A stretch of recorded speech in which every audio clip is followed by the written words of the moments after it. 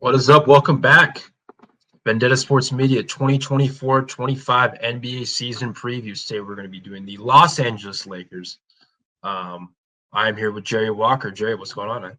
Not much, Matt. Just excited to get back and talk NBA action. Lakers are always a fun team to talk about, and it's going to be an interesting season. But I'm just happy basketball is around the corner.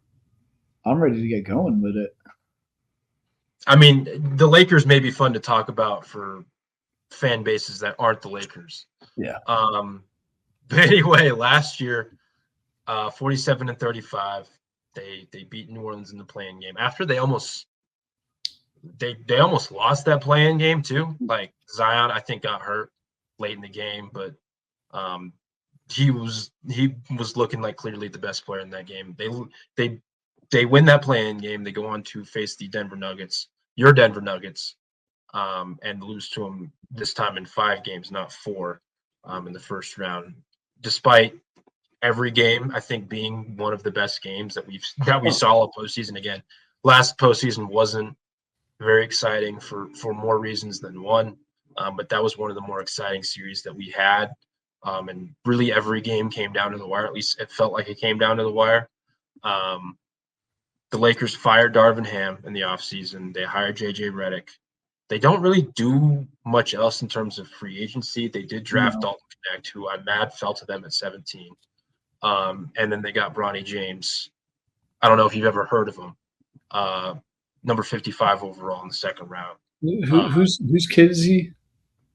Some guy named LeBron. Okay. LeBron James, something like some guy. Some random player in the league. Yeah. Anyway, Jerry, what are your thoughts on their season, off-season, coaching change? What are all your thoughts? I'll start with last season, and honestly, it kind of went as I expected. I thought they were going to be a play-in team. I honestly, when we got our play-in teams, I thought Sacramento was going to be the one to get out alongside New Orleans. I thought those were the 2 hottest teams at the moment, or the best teams at that time. Sure, it wasn't to be. Lakers did get out, did face the Nuggets, did get smacked about, but I mean, series-wise. But like you said, those games were all close. Lakers had leads in the first half of, I think, the first 3 games, and they somehow fell apart. Nuggets stepped up in the third quarter, so respect each way. What LeBron's doing as well last season, averaging 25.7, 7.3 rebounds and 8.3 assists at 39 years old is crazy numbers. Off-season wise, yeah, they didn't really do much. I didn't notice any major transactions outside of the head coaching hire. So there's not too much there. But I do like one of the draft picks. Bronny James, I mean, I don't hate it. I just think he needed more time. You're averaging, like 5 points a game for USC in the Pac-12? All right. Oh, it's coming back. Not RIP the Pac-12 yet. But all right. We don't need to talk about them stealing from my conference or anything like that. But no, I think he needs more time to mature as a player, and I don't know. I don't think he's NBA caliber yet. But Dalton Knecht, I really enjoyed watching him play at Tennessee. He was a baller. He had a good shot. The criticism is he's a little old for this. He's 23, but he's 23 now. I mean, there's so many one-and-dones in college, but averaged 21.7 points per game, shot almost 40% from 3. This is something that the Lakers have needed for years. Is you have LeBron, you have AD down low, D'Lo, Austin Reeves, Hachimura, these guys who are rounding out the starting 5. Solid players, but not the best three-point shooters by any means. You've seen LeBron and AD struggle massively last season. I think this is something that Dalton Knecht can really come in and improve and help with. So I think him off the bench will be big. I do think he will have a strong rookie season.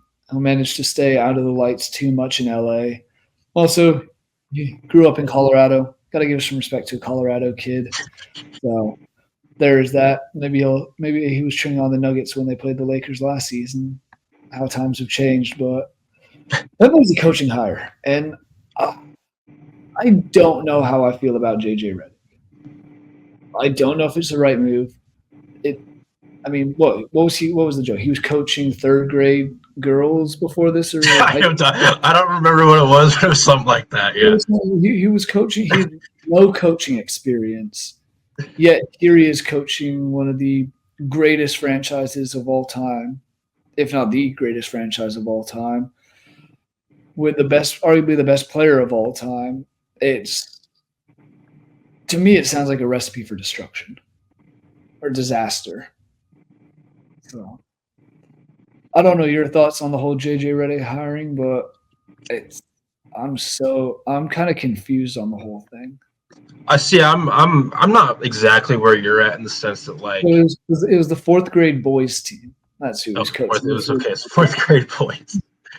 Anyway, I do think like it is different when I have a hard time pinpointing first year coaches in general, because especially ones who weren't previous assistants. Not to say that JJ isn't deserving of that job or whatever the case is.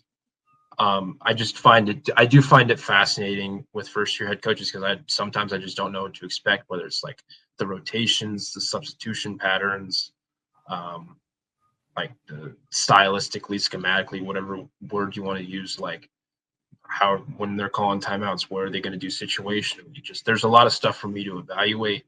In this particular context, I am fascinated by it because he is with his former podcast co-host LeBron James. Yeah. The Mind Your Game podcast, no free ads, but I did really enjoy all of that because I am a basketball savant. I do really, really, really, really like the X's and O's talk a lot more than all the other narrative bullshit that goes out in general media. So I did really enjoy that, and just for him, but now he's got to apply it on the sidelines, and now he's got to apply it. I mean, obviously he played 15, 16 seasons in the NBA, something like that. Maybe somewhere around there. Like, so he did play under Doc Rivers for a long time. I know people like to clown Doc Rivers, but like he did play under Doc Rivers. He did play under Rick Carlisle. He played under some of these well-respected coaches within the industry. Oh, yeah. So like there were brains that he, probably picked from over time in terms of like how to do the day-to-day stuff that not all of us know what to do if we were in that situation. And now he's like, there's like, instead of drawing it on a clipboard for an audience on a podcast, you're not drawing it on a clipboard for your players in front of thousands and millions of fans who are watching or who are at the game, whatever the case is. Like, and so now you have to apply everything that you've taken from all of these years of playing and all of like he's a basketball lifer. JJ Redick is a basketball lifer from his days at Duke, even before Duke until now. Like, he's a basketball lifer. He's got to take. He played under Coach Krzyzewski, so that's another one that I didn't mention earlier. But like all of these guys that he's taken all of this knowledge and all of the stuff that he's learned over time as a player, and playing under all these different coaches with all these different styles and schematics or whatever. Now he's applying it to himself. And the thing that I did like about it was he got the experience on the sideline. And I do think like coaching matters a lot in sports, especially matters in basketball when you have good assistants. Like, if you have a good enough support staff, a good enough coaching staff, and obviously if you have the talent, you're going to succeed. And he got Scott Brooks, he got Nick McMillan, two former head coaches with plenty of experience. He did get Lindsey Harding, who was the reigning G League Coach of the Year with the Stockton Kings, the Sacramento's G League affiliate, and her only season there. And then at the season before, she was an assistant under Mike Brown when they were the 3 seed in the West. Like, she has some experience on the sideline with NBA coaches, with the NBA development that's going to be necessary for this particular team. And so I do like it from that perspective, how JJ is going to be on the sidelines. He's competitive as hell. He's a really smart guy, but now he's got to, again, apply everything that he's taken. And now he's got to apply it to LeBron James and Anthony Davis, Austin Reeves, Dalton Connect, all these different guys. And I don't know what to expect, but I am very fascinated with how this goes. Yeah, I'm also really intrigued to see how he does rotational stuff because LeBron, AD both did 35 minutes a game last year. D'Angelo Russell and Austin Reeves, I think, were just over that 30 mark or so. And then I can't remember who was after that. It's like Rui was probably up there with 27, 28 minutes a game. He was very, very reliant on like those top four guys where they played 3/4 of the game, if not actually more than that. And then the bench kind of comes and slugs along trying to hold the pieces together. And this bench is concerning to me. Kate Davis, not bad by any means. Max Christie, Cam Reddish, Jared Vanderbilt. Those are the listed second string guys on the depth chart. And after that, it's like Dalton Connect, but he's a rookie, so I'm not sure what he's going to be seen doing, how much impact he's going to get given, how much real minutes he's going to have. Tim Jackson Hayes, the fall off of Christian Wood, actually maybe not even the fall off, the 2 years of Christian Wood looked crazier and crazier when he was in Houston for the way he recently. And I know he's injured at the moment or was at the end of last season, but he's someone who I think could come in potentially and help give them that center depth. And AD is great and all, but he was never felt like a true center. He always felt more like that power forward needing to play center because he was, and he has to now.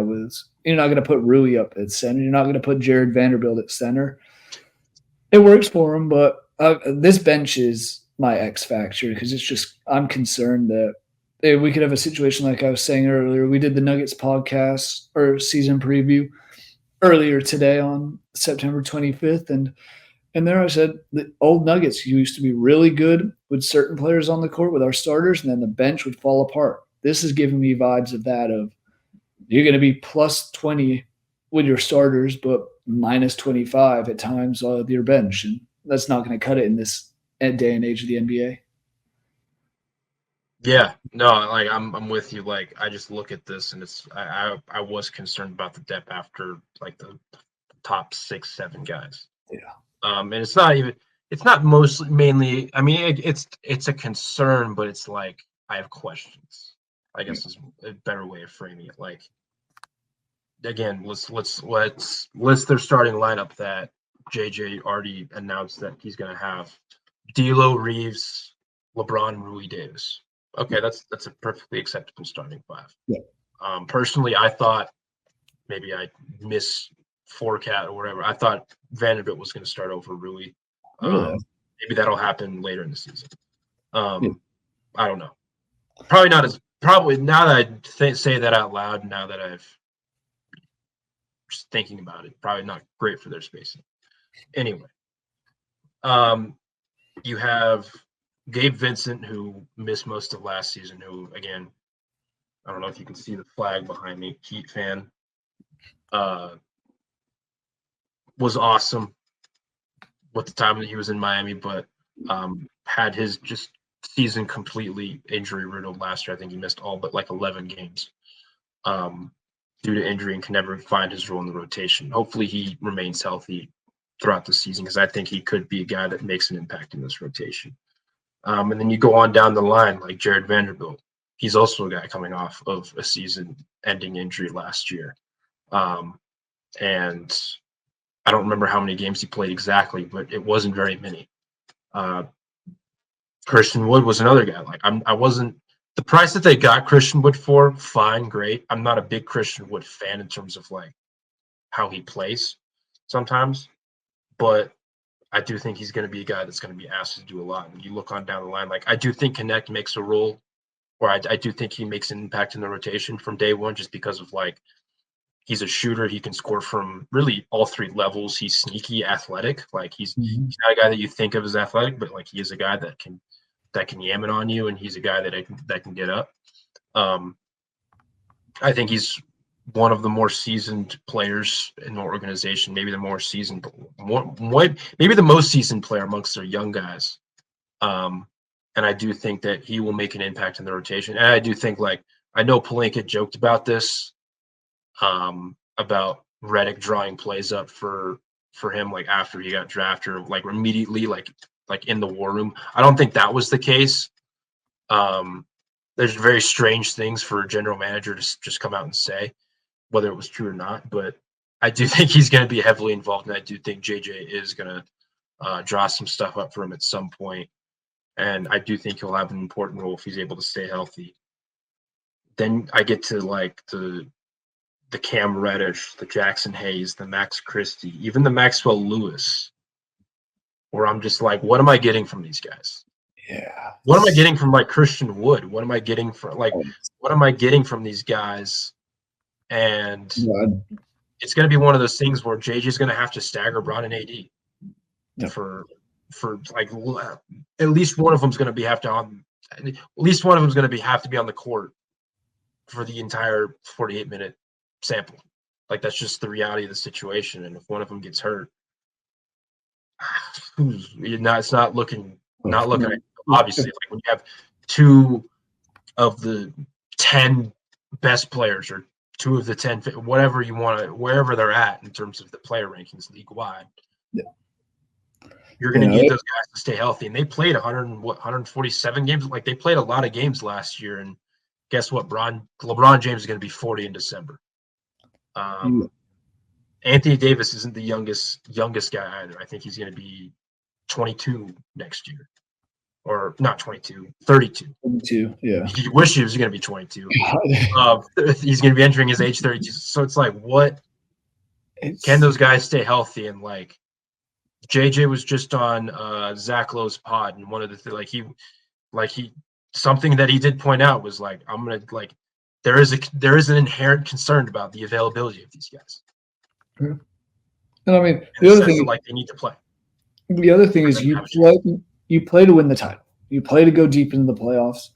And when you're playing LeBron and AD 71, 76 games, and they're all the minutes they do, it takes a toll in the playoffs. And we've seen that the last 2 years when they run into a team that just seems fresher and more, youthful and more depth to it. In the Nuggets both times, and it was a sweep and then 4-1. They need something to get them going come playoff time, if they can even make the playoffs. I personally will get into that in a second, but I'll give my opinion on that then. So it's going to be difficult because you need to start both of them, but you also have to have one of them on the court the entire time, because if they're both off, say you leave the other three starters, you're bringing on Cam Reddish and Jared Vanderbilt potentially. Vincent Hayes, it's a massive, massive drop-off. And I know LeBron's turning 40. I wonder, eventually time will catch up with him. Don't know when that's going to be, if ever, but eventually he'll start not putting up his 25, 9, and 8 or whatever he did this last season. But until then, it's going to be a very interesting season, if I had to describe it for the Lakers. And like I said, not optimistic if I were a Lakers fan at the moment. One of my favorite tweets on the internet was the fan, and like, I don't remember exactly when this was. I guess it was 10 years ago, where this guy tweeted out. I mean, you could probably find it somewhere on the internet. I don't remember who exactly the ad was, but it was some guy commented like, LeBron's turning 30. Thank God this fuckery's almost over, or something like that. And he's still going on 40 years old. It's still one of the best players on planet Earth. It's just every time someone reminds that, like, yeah, LeBron's like, I always just think of that tweet. Like, some guy somewhere was just like, man, he turned 30. Thank God it's almost over. And it's just like, no, not at all. Really ain't. Couldn't be further from the truth, actually.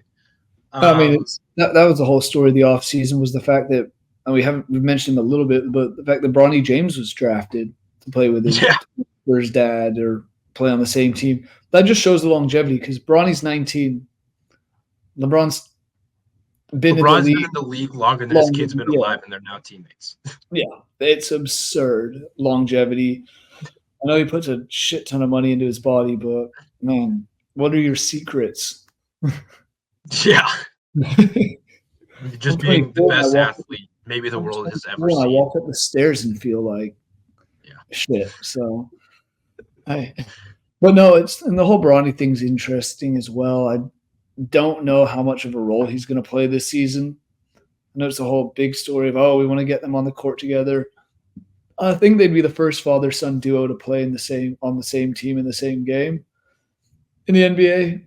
I know we obviously had the Griffies doing it in baseball, but I don't think anyone did it in football. I don't think anyone in hockey, and I'm not sure. I'm pretty confident no one has in basketball. So that would be a really cool story to see develop. I just don't think he's an NBA caliber player. I can see him. I'm with you. I can see him. I think he should spend time in the G League, kind of develop, get used to playing, and especially after a very meh season at USC last year, plus all the, I guess I was technically on court, but off court issues with his medical side of things and his health. This just doesn't scream NBA talent to me.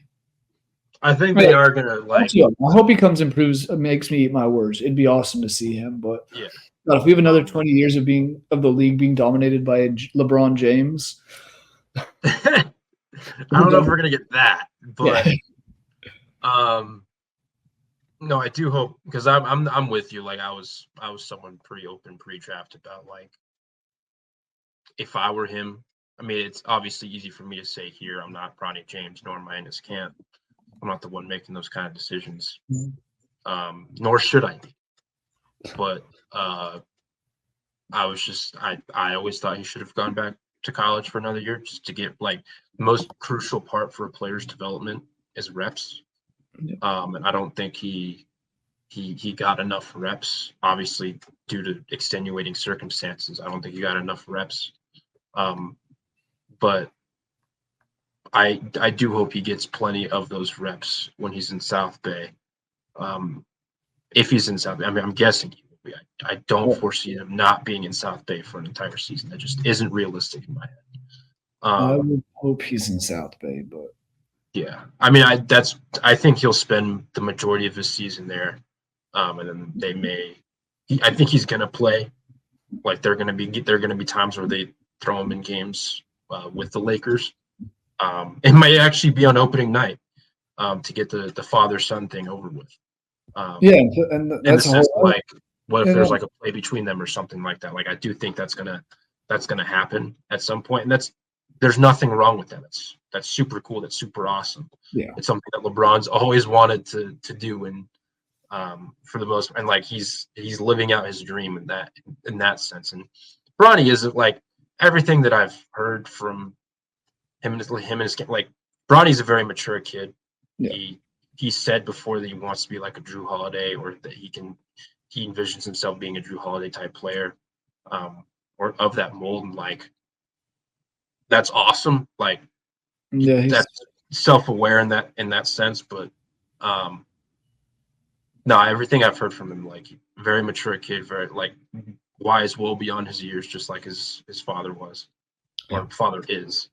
It's not like it was, not like LeBron died or anything. Just dyed his hair gray. But no, like I'm very interested to see how this team plays. Again, I'm not just want to jump into season predictions. Like I'm not particularly high on this team. One of my favorite bets was their under win total. I think it was like 45.5, 44.5 at the time. I think it's now down to 43.5. I also bet them to miss the playoffs. I think they make a play-in game. Yeah. Or I think they at least can make a play-in game. I may have had them on their outside looking in, but I think they'll definitely be in contention for one, because you have LeBron James and you have Anthony Davis. Mm-hmm. And Anthony Davis, by the way, looked phenomenal in the Olympics. Him and James both look like two of the team's best players, but I just don't know if the Lakers have enough supplementary production behind them to justify a playoff bid, or at least a top 6 seed, a non-play-in spot for an entire regular season, even if those two guys are fully healthy. I'm not there yet. I'm just not. No, I'm completely with you. I think they're going to have a very similar season to what the Warriors had last year, where you finish 44 to 46 wins, finish the 9 or 10 seed, and lose out in the first playing game, and then you're done for. So I'm not overly confident on them by any means. I think it's going to be a disappointing year. No playoffs.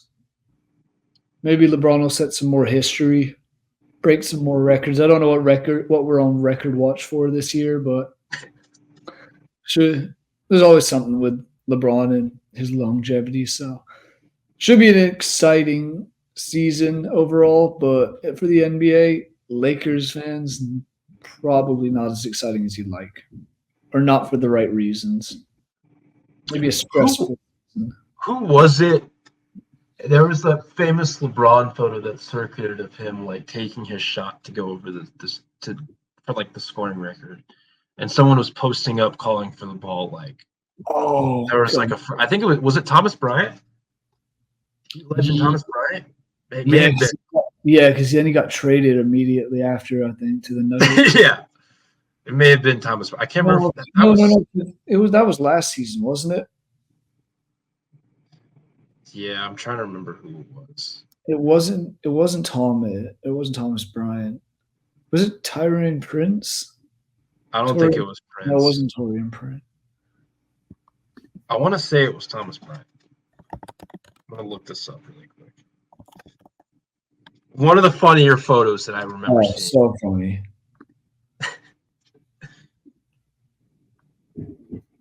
Yeah, it was Thomas Bryant. It was Thomas Bryant. Okay, you mentioned records, and that was like the first thing that I thought of when it came to.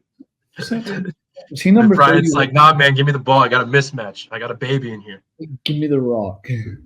Yeah, give me the rock. Yeah, and subsequently traded to Denver. Now with my beloved Heat. How that unfolded was very funny. Anyway, any final thoughts? Not really. No. It's Lakers. I don't expect too much from them. I don't see a playoff berth, as I said. Maybe we'll see Bronny and LeBron play opening night, but I'm sure they'll have their fair share of NBA national TV games per usual. But yeah, I don't remember how many national TV games they have. If history serves, then the Lakers are going to have plenty. So, I mean, looking at the schedule, what you said, opening night's the 22nd. Yeah, they play Minnesota. Yeah, their first 4 regular season games, their last 2 preseason games, all national TV. So get ready to watch the LeBron James Jr. show out here in LA. If JJ Redick either has a great start or a bad start, like a really bad start, I don't know. Yeah, if they come out firing, and I will say my final thing is going back to the JJ Redick.